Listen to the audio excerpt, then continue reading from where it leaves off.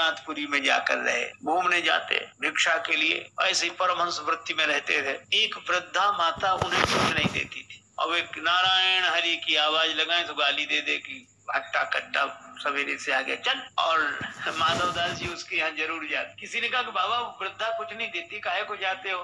कहने लगे वृद्धा तो वो देती जो कोई नहीं देता।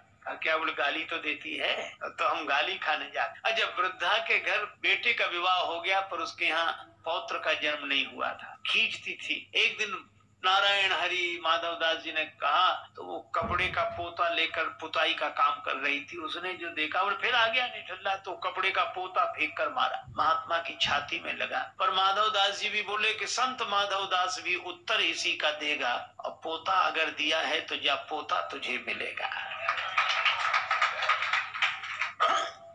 संत का वचन, उसके घर पौत्र का जन्म हुआ और वो कहती थी पोता दियो न प्रेम सो रिसवस दीन हो मार, ऐसे पुण्यन सो सखी मेरे पोता खेलत द्वार। जो मैं ऐसे संत को देती प्रेम प्रसाद, तो घर में सुत उपजते जैसे ध्रुव प्रहलाद। माधवदास जी ने क्या किया? कपड़े का पोता लेकर आए, उसको जल से धोया, कीचड़ मिट्टी से सना हुआ था, उसको पवित्र किया, साफ सुथरा निर्मल बनाया, और निर्मल बनाकर धोकर उसे घृत में डाल दिया, बत्ती बनाई, दिया जलाया, मंदिर में प्रकाश हो गया। वह पोता भी कहता था धन्य है सतपुरुषों का संग, धन्य है सतपुरुषों का संग, बदल देता जीवन का रंग, बदल देता जीवन का रंग। धन्य है सतपुरुषों का संग, धन्य है सतपुरुषों का संग। पोता में रोता था पड़ा जहां रक्त अरूपी, चौके में फेरा जाता मरते थे लाखों जीव। आ गया था जीवन से तंग, धन्य है सत्पुरुषों का संग, धन्य है सत्पुरुषों का संग। और क्या किया? जल से धोकर साफ किया, फिर दीना घृत में डार। इसी तरह हरि मंदिर पहुंचा, देखा ठाकुर द्वार, बन गया पूजा का अर्धंग, बन गया पूजा का अर्धंग। धन्य है सतपुरुषों का संग, धन्य है सतपुरुषों का संग। और अब दिया जलाया, झूला करूं आरती, ऊपर गरुड़ करें गुणगाथ, देते हैं मेरे प्रकाश में दर्शन दीनानाथ। भक्त जन लेकर हृदय उमंग, धन्य है सतपुरुषों का संग, धन्य है सतपुरुषों का संग। ऐसे श्री माधवदास जी नित्य शाम को समुद्र किनारे घूमने जाते। अच्छा, भगवान श्री कृष्ण भी बड़े विलक्षण, उनका सख्य भाव, तो सखा बनकर श्याम सुंदर प्रकट हो जाते और माधवदास जी से बड़ी बातें कर। एक दिन भगवान श्री कृष्ण आए, माधवदास जी ने देखा तो भगवान बड़े उदास, बहुत उदास। माधवदास जी ने कहा क्या हुआ, उदास क्यों? श्री कृष्ण बोले कुछ नहीं। नहीं नहीं, कुछ तो बताओ। क्या बताएं? नहीं नहीं, बताओ बताओ। भगवान कृष्ण बोले कि एक बात है, क्या? जब से वृंदावन छोड़ा, यहाँ जगन्नाथपुरी में आए, हाँ, तब से चोरी करने को नहीं मिली। माधवदास जी बोले अरे बचपन की बातें छोड़ो, अब तो यहाँ। हाँ। भगवान बोले सो तो ठीक है, लेकिन जिसकी जो आदत पड़ी हो। बहुत कहा माधवदास जी ने, बोले नहीं, चोरी की तो खैर, अब क्या। तो माधवदास जी बोले इतनी आदत तो कर ही लो। बोले कर कैसे ले, कोई साथी नहीं मिलता। वृंदावन में तो तमाम सखा थे, यहाँ कोई सखा ही नहीं है, एक तुम ही हो। माधवदास जी बोले महाराज हम, हाँ चलो। माधवदास जी बोले कहाँ? बोले चोरी करने चलो। माधवदास जी बोले महाराज जिंदगी भर भजन करते रहे, हमें कोई चोरी करनी आती है क्या जो चोरी करे? भगवान ने कहा कि तुम मन बनाओ, चोरी करना तो हम सिखा देंगे। अच्छा हाँ, और चोरी में तो थोड़ी फुर्ती रखनी चाहिए बस, और क्या। अब भगवान ने समझा, माधव दास मान गए कि चलो तुम्हारे साथ चोरी करेंगे, पर चलना कहाँ सो बताओ। भगवान ने कहा कि जगन्नाथपुरी का राजा के बगीचे में बड़े सुंदर कटहल के फल लगे और ये भेजते ही नहीं। माधव दास जी बोले तो चोरी करने की क्या जरूरत, राजा साहब तो हमारे शिष्य हैं, कल हम जाकर उनसे कहेंगे और आपके लिए कटहल ले आएंगे।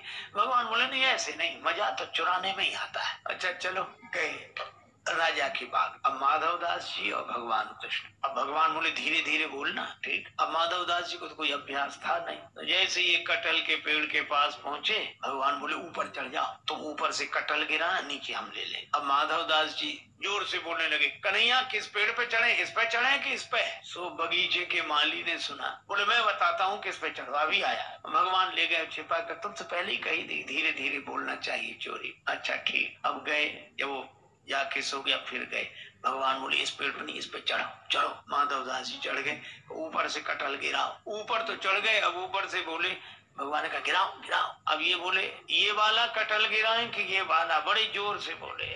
और जो कहा ये कटहल गिराएं, तो माली डंडा लेकर दौड़ा, कि मैं अभी बताता हूँ। और वो डंडा लेकर दौड़ा।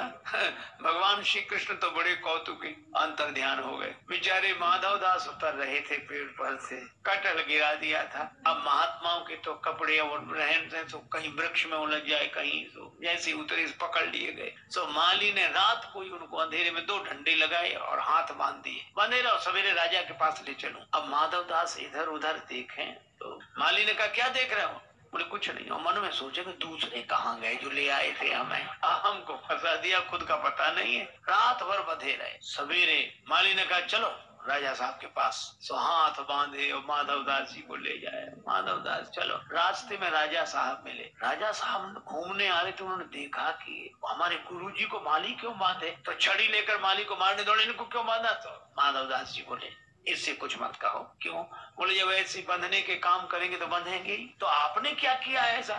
माधव दास जी बोले चोरी। आपने चोरी, हाँ कैसे, बोले अब कुसंग में पड़ के सब करना पड़ता है। अरे भाई किसका कुसंग, बोले ये घर में बताएंगे। राजा साहब घर लेकर माधव दास जी ने स्नान किया, बैठे राजा साहब बैठे, माधव दास जी ने पूरी कहानी सुनाई। कहो कन्हैया वो बिना चोरी के नहीं रह पाते हैं, वृंदावन से यहाँ आ गए, कहते चोरी करने को मिली नहीं, मजा नहीं आ रहा, सखा कोई नहीं।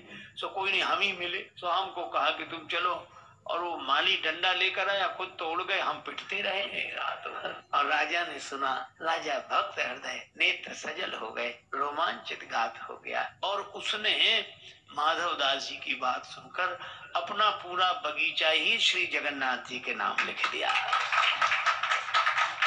और भक्त जन कहते हैं कि आज भी वो बगीचा श्री जगन्नाथ जी के नाम। तो भगवान ऐसे विलक्षण हैं कि सारे नियम एक तरफ रख के उनको चोरी में ही आनंद। शाम को माधव दास जी वो लिखा पढ़ी का कागज लेकर आए, समुद्र किनारे से भगवान फिर प्रकट, और भगवान कृष्ण मुस्कुराकर बोले, और संत जी रात कैसी कटी।